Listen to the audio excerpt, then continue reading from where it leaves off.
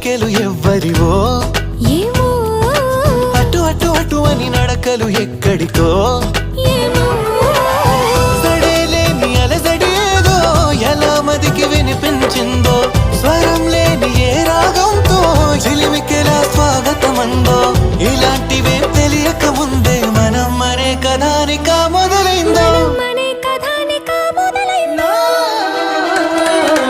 ఇటు ఇటు ఇటు అని చిటికెలు ఎవ్వరివో ఏమో అటు అటు అటు అని నడకలు